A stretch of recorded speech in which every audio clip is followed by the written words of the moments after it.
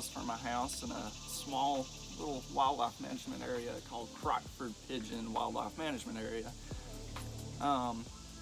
So we are here today to visit this cave.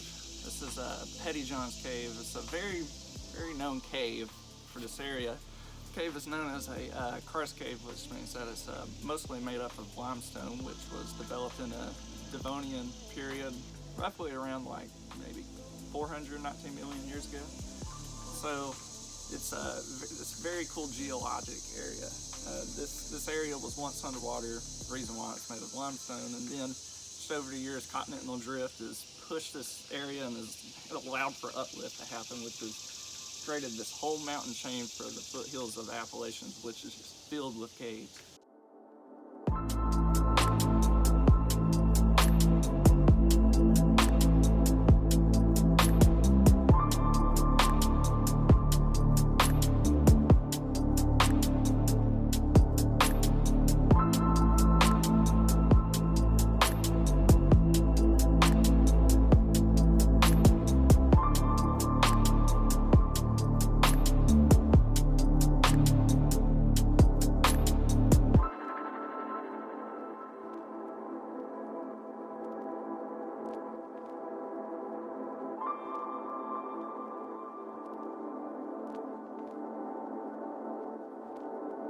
So we're down here in one of the main areas that is really close to the entrance, and as you can see, these are two formations that are primarily from water that has dripped over the course of time and has built up this limestone to form these two stalagmites.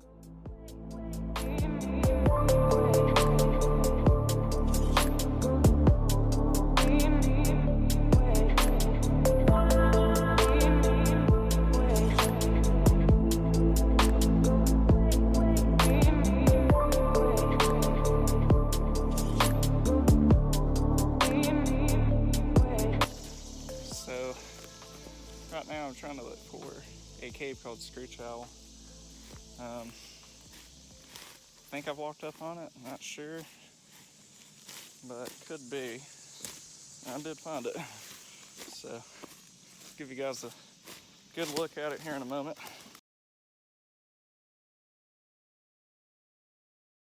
So we're here at another cave that's kind of adjacent to Pettyjohns Cave. This is what they call Screech Owl Cave, and our area, like all along this mountain range pretty much, is just a really great area for caves.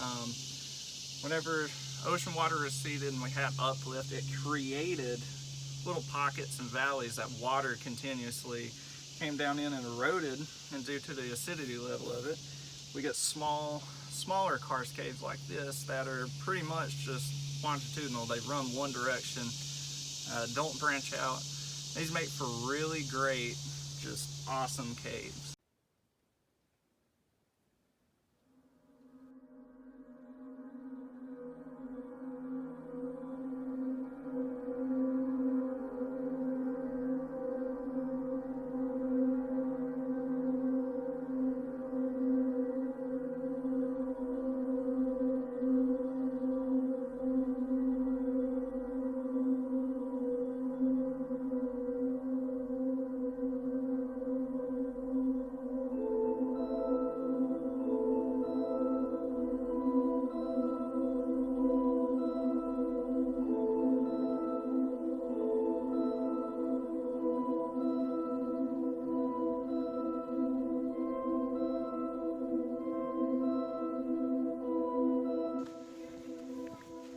So I'm on my way to Ellison's now.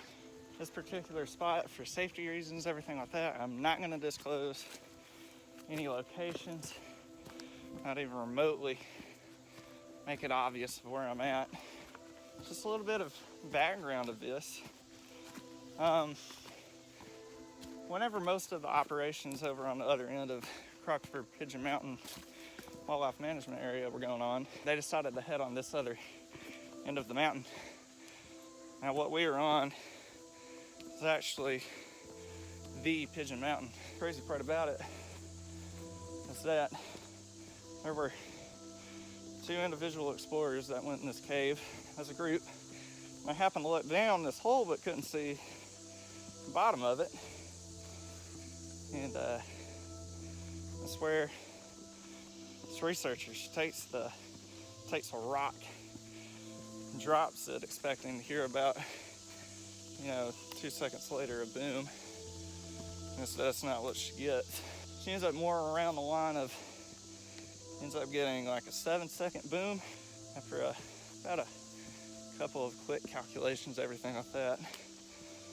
She ends up discovering that this entire pit that they were looking down into was 589 feet, which is just the thought of that blows my mind.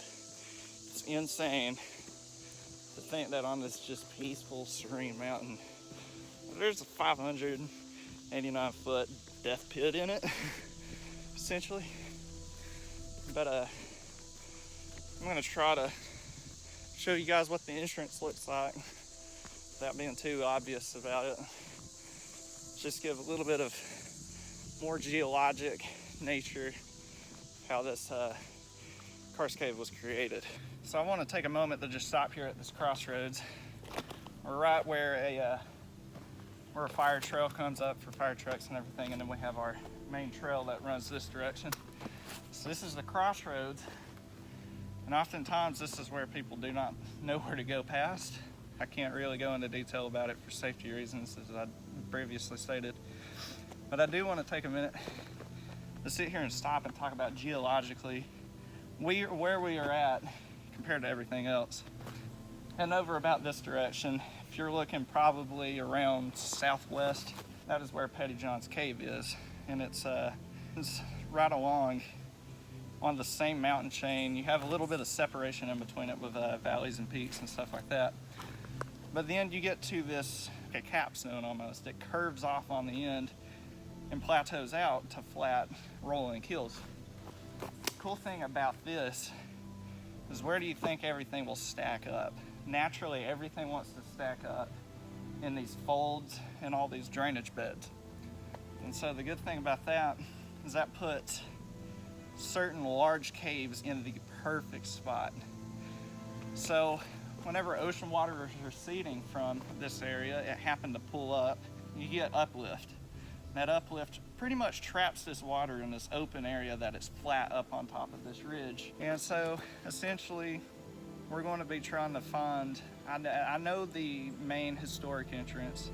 The historic entrance is what I'm going to show you today, but I'm also going to go try to find what they call the dug entrance, which is primarily what I think everybody's using now to bypass this section that is called the warm-up pit, which is 125 feet deep.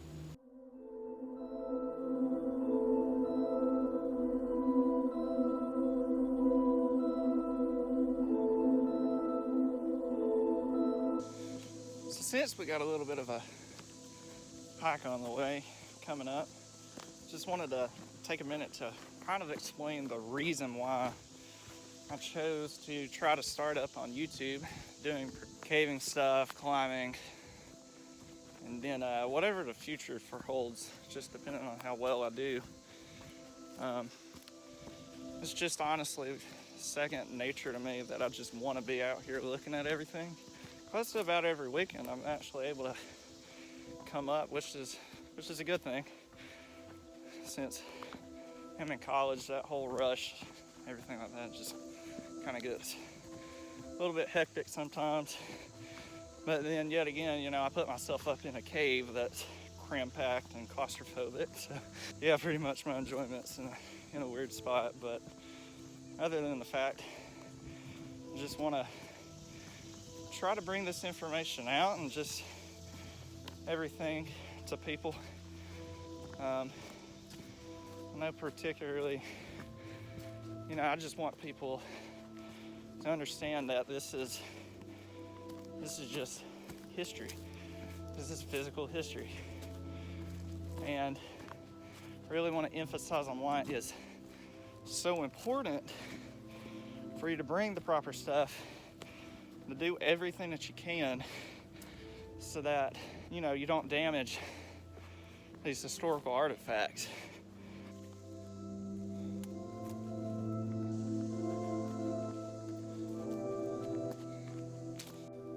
yeah, another thing you're gonna find is this is a very steep hike. So make sure to bring a lot of water, regardless of what season it is. It's I believe it's only 78 right now, but it is really taking a toll on the amount of water I'm going through.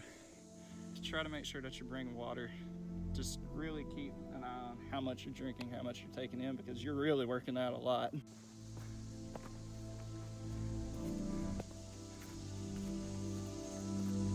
Discovered this this little entrance right here. Looking at research papers and everything, I believe this is one that you have to rappel down into. I'm gonna try to safely get as close as I can to show you. But this is another thing, guys. Coming up on something like this, I do not recommend you try to remotely walk around it, for one, as this is pretty much a sinkhole that's opening up. And of course, over time, sinkholes will develop like this, and you may see new entrances spurt up and everything.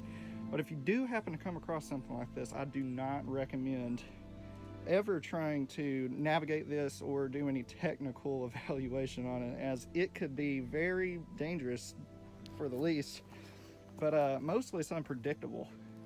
It is highly unpredictable, because who knows if there's a void up underneath this dirt.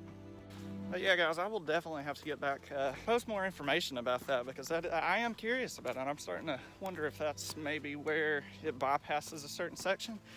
Not sure to be exact, but it'd be cool to update you guys on it. So I'm gonna try to do as much research as I can and see what that little entrance does.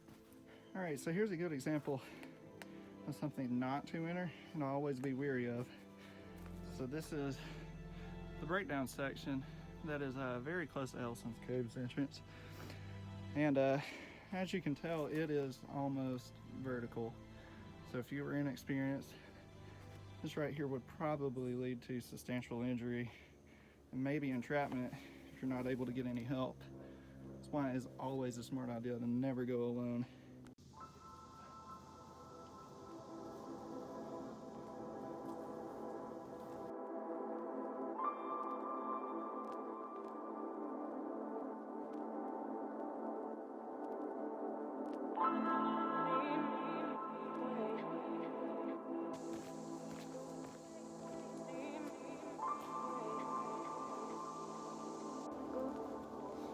So this is actually going to be part one of a series that I'm going to have going.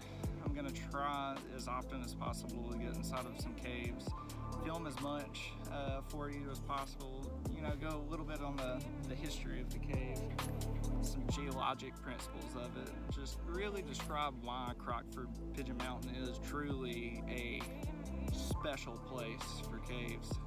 So yeah, with that, thanks for watching. I hope you enjoyed it. Hope you consider subscribing. That would really mean a lot to me, get my channel rolling. At least, you know, get some more information out there. So, hope you enjoyed it. Take it easy.